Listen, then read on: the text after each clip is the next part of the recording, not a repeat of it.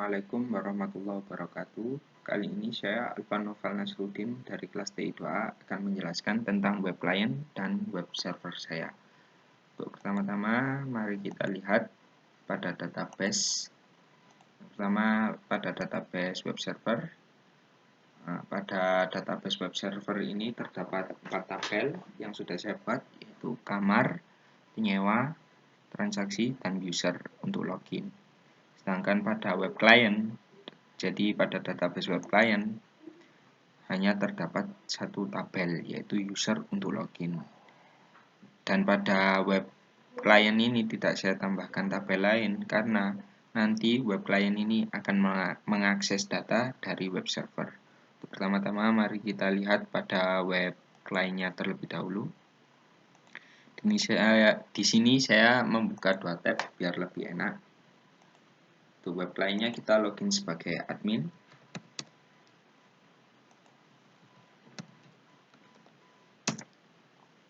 Nah, admin pada web client ini hanya bisa mengakses 3 tabel dari web server.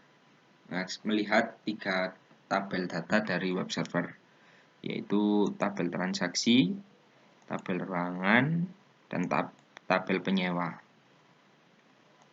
Nah, di sini pada admin web client saya tidak beri akses untuk melakukan aksi apapun seperti delete, edit, dan tambah data karena menurut saya admin dari web client tidak berhak, karena sebenarnya web client-nya ini hanya perantara dari user web client untuk memesan kamar ke web server. Jadi admin pada web client tidak berhak. Untuk user datanya di sini adalah semua login yang terdapat pada web client. Jadi adminnya baru bisa melakukan aksi seperti delete, edit, detail, dan mengganti password. Sekarang kita coba login pada web client sebagai user biasa.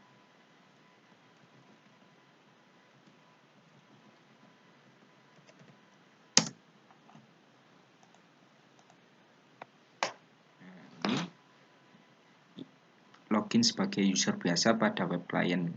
Untuk user biasa pada web client, kita bisa melihat, kita bisa mengakses 3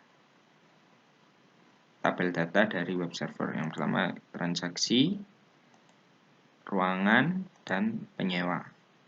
Bedanya dengan admin tadi, user di sini bisa melakukan tambah transaksi karena untuk menyewa kamar user perlu menambahkan, jadi perlu mengklik tombol add ini.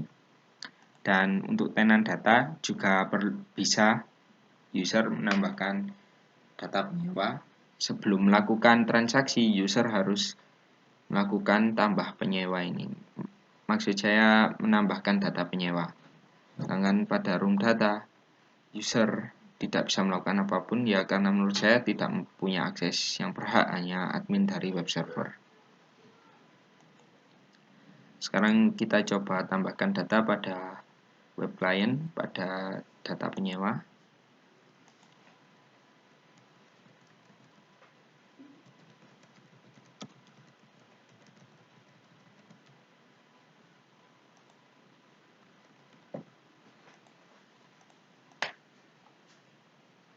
Nah, data yang sudah kita isikan sudah masuk pada database. Sekarang kita coba lakukan transaksi penyewaan kamar. Kita pilih user data yang penyewa data yang sudah kita masukkan tadi. Nah, di sini bebas memilih apa. Saya coba pilih whole public. Nah, di sini juga sudah masuk transaksi yang sudah kita lakukan, penamaan transaksi. Lalu kita coba lihat apakah kedua web tersebut terhubung. Kita ke web server, login sebagai admin juga.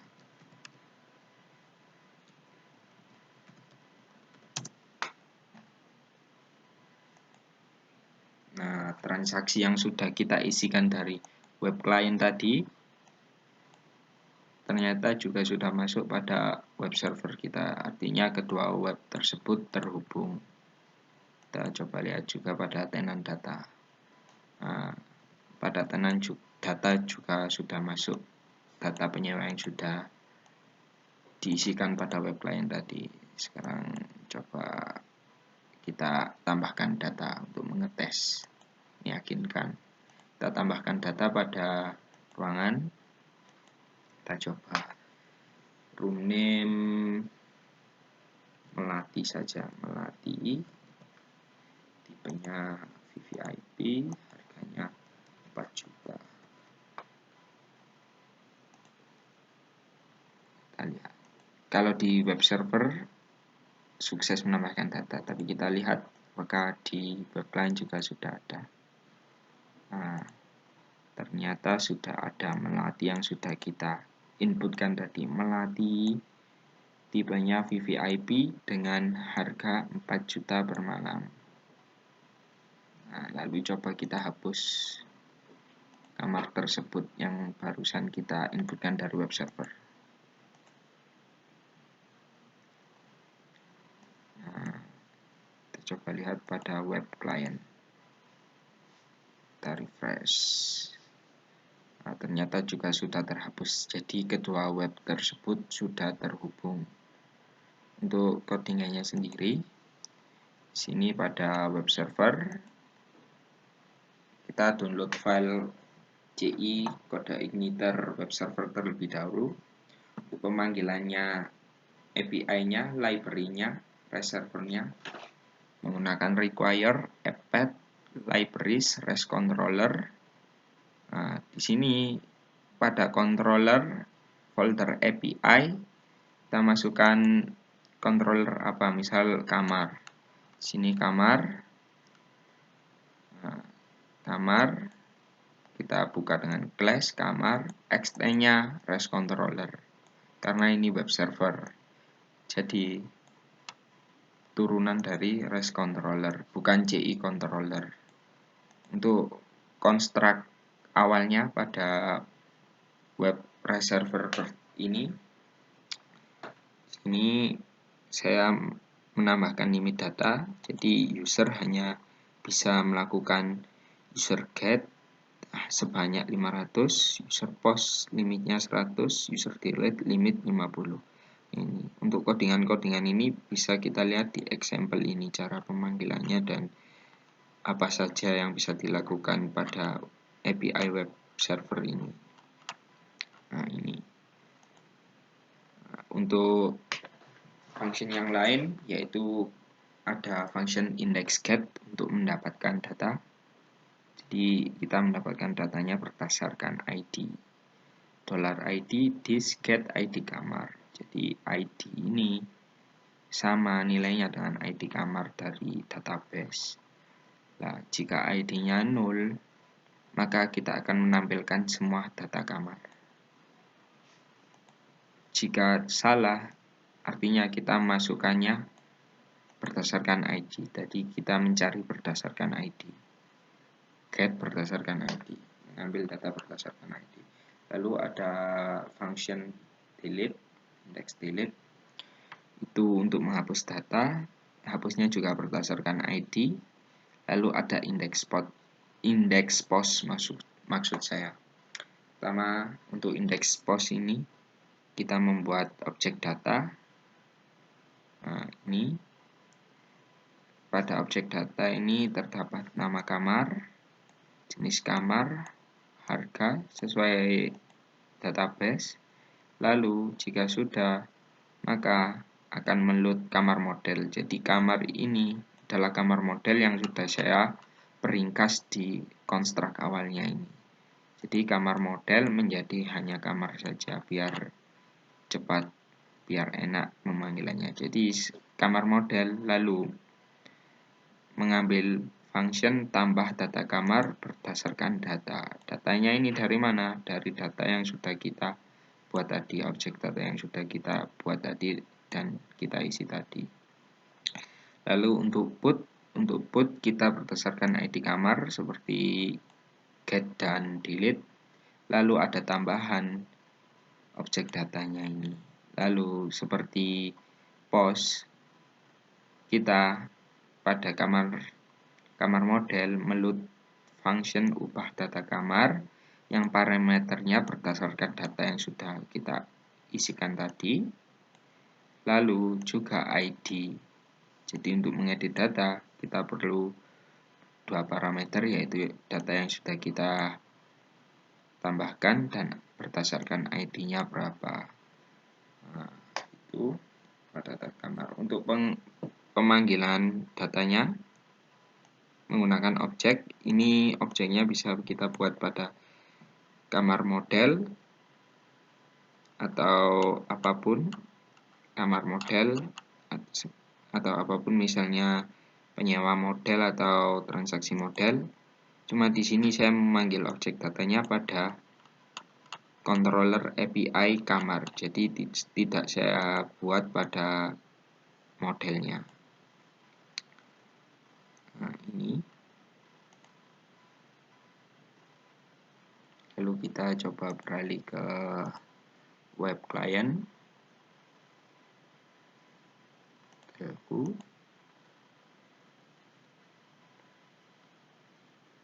Nah, untuk web client-nya sendiri, pertama-tama saya menggunakan HTTP client car yang sudah saya download, bisa dilihat di internet. Nah, di sini setelah kita download HTTP client, kita masukkan pada libraries. Nah, ini ada car. Lalu pada controllernya, sini controllernya ada banyak, yang admin untuk login user, authorization juga untuk user dari web client, user juga sama lah. Ini untuk pemanggilan data menggunakan API dari web server. Jadi web client bisa mengambil datanya di sini di kamar controller ini. Jadi untuk pemanggilan API-nya bisa dilakukan dengan cara seperti ini. This API sama dengan HTTP localhost pesan hotel API. Jadi kita mengambil API dari web server tadi. Ini link web server saya.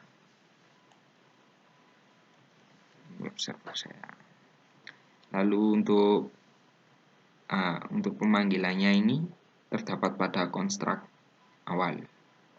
Lalu ada selain pada controller kamar pada web client juga ada index. Ini untuk menampilkan data pada web client. Jadi data-data yang ada pada web server kita tampilkan dengan fungsi index ini pada web client.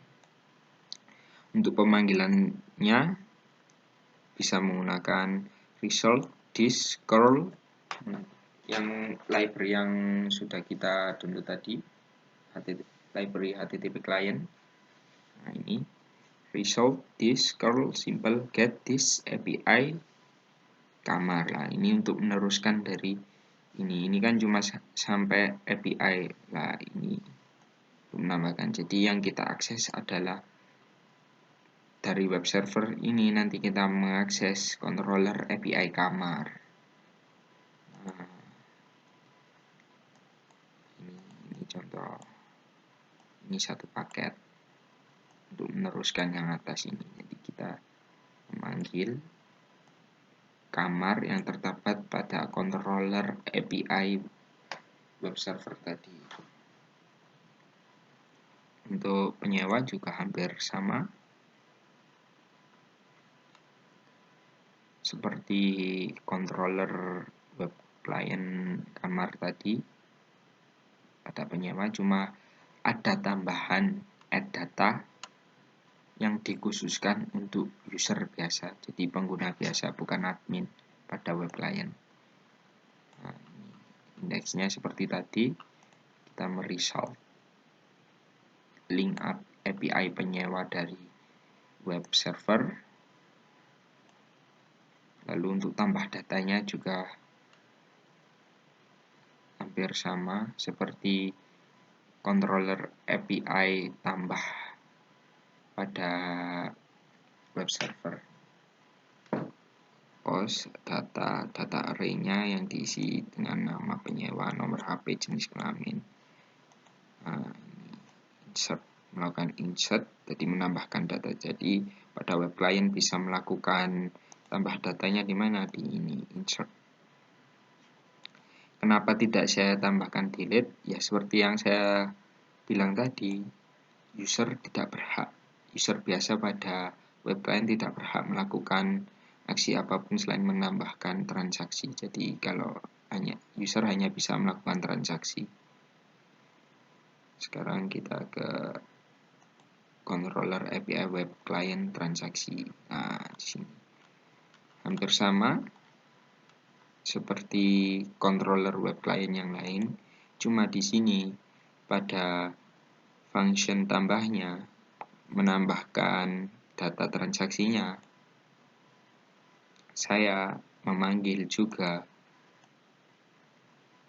penyewa, controller API penyewa dan kamar, karena pada web client saya ketika kita melakukan transaksi add data, saya menggunakan selection from, select from select.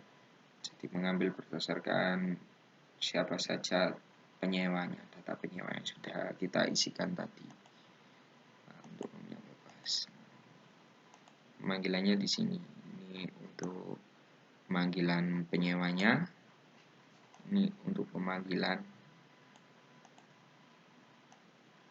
kamarnya, API dari server kamarnya. Lalu pada view-nya, pada kamar di index, di sini untuk pemanggilan datanya